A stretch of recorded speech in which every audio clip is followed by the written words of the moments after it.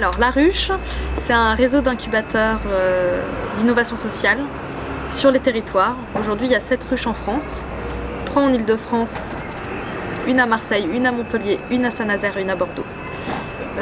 Chaque ruche, ce sont des tiers-lieux dédiés aux entrepreneurs sociaux.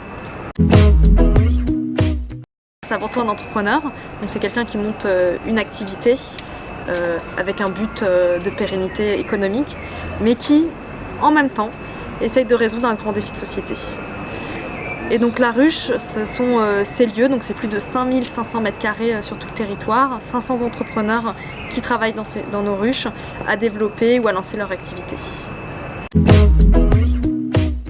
Oui, parce qu'en fait c'est vrai, La Ruche c'est une aventure de 10 ans, puisque la première ruche c'était en 2008, qui est GEMAP à Paris, et c'est une aventure qui a été pensée par des entrepreneurs pour des entrepreneurs. C'était 5 entrepreneurs sociaux, alors c'était un terme nouveau à l'époque qui arrivait des États-Unis, mais qui se sont dit en plus de mutualiser des moyens, c'est-à-dire de partager des bureaux, allons un pas plus loin et partageons des contacts, des bonnes pratiques. Et puis il y a là une première animatrice de communauté qui est arrivée, et donc l'esprit de La Ruche est né, avec 3 grandes valeurs qui sont entreprendre, innover, partager. Bon, déjà c'est un lieu, mais il faut imaginer que c'est un lieu de travail qu'on a vraiment pensé comme un lieu de vie. Et en tout cas, on a essayé de le faire comme un lieu de vie, et puis après ça a pris, et en effet les gens ici se sentent chez eux. Et ça avec toutes nos ruches sur tout le territoire. Généralement on rentre toujours par un lieu de convivialité, donc on ouvre la porte, on arrive de l'ascenseur, généralement on débarque sur la cuisine, puisque l'idée, voilà, la cuisine c'est de pouvoir partager, d'échanger un café. Et puis ensuite on a pensé l'espace de façon un peu différente. Quand vous allez souvent dans un grand groupe un peu old school, vous avez des grandes cafétérias et des petits bureaux.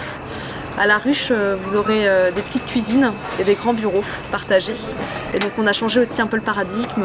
Les lieux de convivialité sont petits pour permettre les échanges, et les lieux de travail plus grands pour permettre les échanges aussi, et de pouvoir travailler, en tout cas être plus facilement connecté à son voisin. On a évidemment des espaces de créativité, donc on a par exemple au 2e étage une salle de créativité qui permet de faire des formations, des sessions de brainstorming, des lieux pour s'isoler pour des moments de concentration, donc des petites salles de réunion. On a une salle avec des hamacs, donc c'est la salle de sieste, parce que une power nap ça peut faire toujours du bien.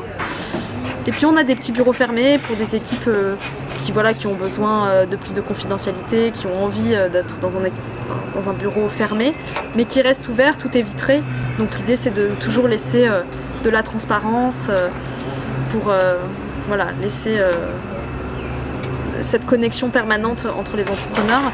Et d'ailleurs quand vous vous baladez dans le lieu, les bureaux fermés ont souvent des portes ouvertes. Donc c'est toujours cette symbolique de rester ouvert sur l'extérieur et sur ses voisins entrepreneurs. On a tout un univers, et je vous invite vraiment à venir pour découvrir l'expérience. Il y a les images et puis il y a l'atmosphère. Et donc La Ruche, c'est souvent 3 métiers. On dit que c'est 3 métiers. C'est le coworking avec l'animation de communauté, où là on accueille des entreprises, des associations qui sont un peu plus matures et plutôt dans un stade de développement plus avancé. Les parcours d'incubation, donc La Ruche Factory, et l'événementiel. Et notamment dans ce bâtiment, au 24 rue de l'Est à Paris, on a un grand garage qu'on est en train d'aménager de 220 m² pour faire une salle événementielle qui s'appellera le Transformateur. Et donc là l'idée c'est d'avoir vraiment une programmation autour de l'innovation sociale, l'innovation positive, qui mixe les publics. Ruche Factory, c'est le pôle incubation de La Ruche. Notre mission à La Ruche Factory, c'est d'accompagner les profils sous-représentés dans l'entrepreneuriat, notamment les femmes, qui sont encore trop peu nombreuses à se lancer, puisqu'il y a 70% de femmes qui déclarent avoir envie de lancer une entreprise, il n'y en a que 30% qui le font.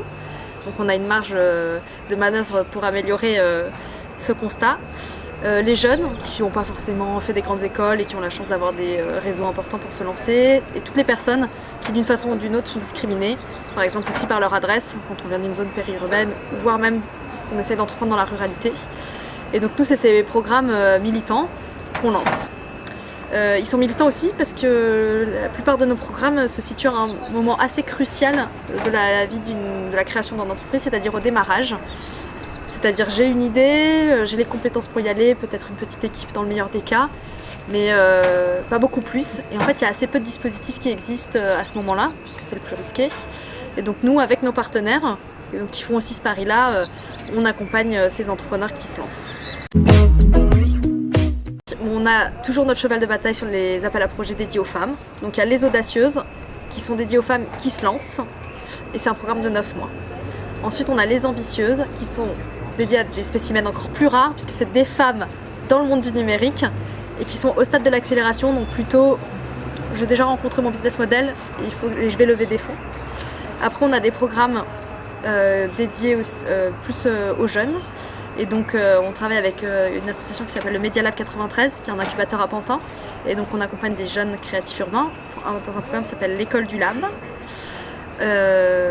Donc ça, c'est pour les appels à projets dans les murs, et puis après on accompagne aussi d'autres partenaires, par exemple Live for Good, on accompagne leurs 5 jeunes entrepreneurs au profil atypique, et on a fait de l'accompagnement pour le compte de tiers aussi, donc par exemple pour les associations du Google Impact Challenge l'an passé. Alors au sein de la Ruche Factory, on accompagne des projets assez divers, puisqu'on considère que l'entrepreneuriat social peut être adressé dans tous les secteurs. En ce moment, on a plusieurs projets autour du mieux manger, du manger local, du circuit court.